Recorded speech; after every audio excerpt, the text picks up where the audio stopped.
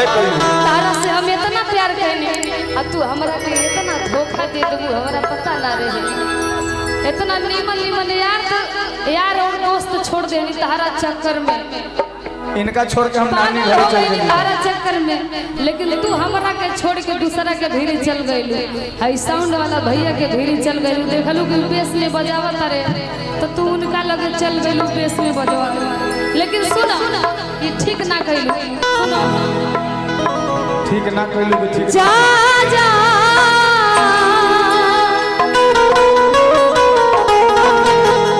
धोखा कइलू प्यार में। जिंदगानी काटतानी तोहरा इंतजार में।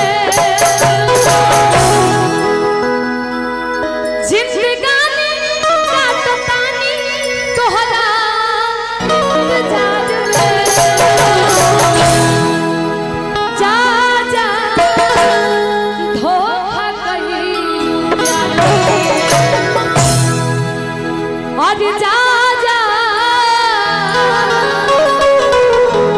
धोखा कइलू प्यार में।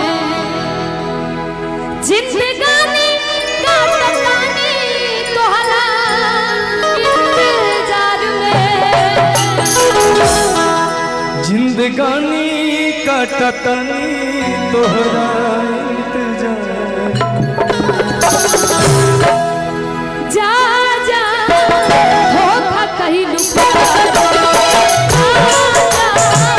धोखा कइलू प्यार में।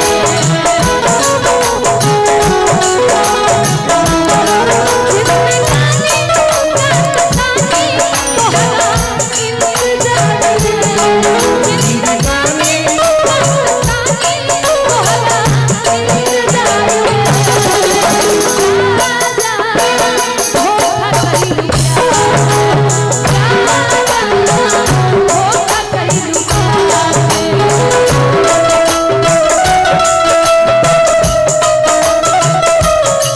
और ये श्याम के गल लोकेश महोबिया जी के तरफ रुपेश महोबिया जी के तरफ हासिल हो गया है सारा।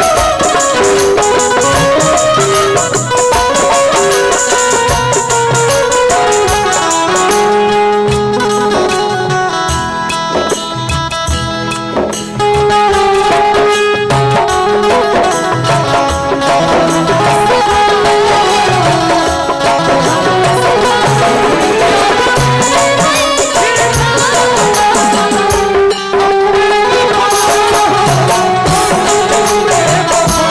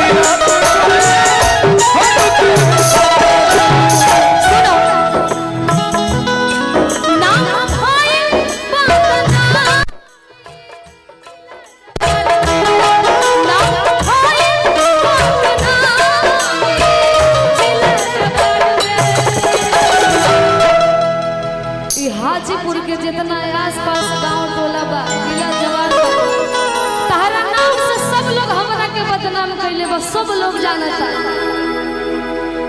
नाम भर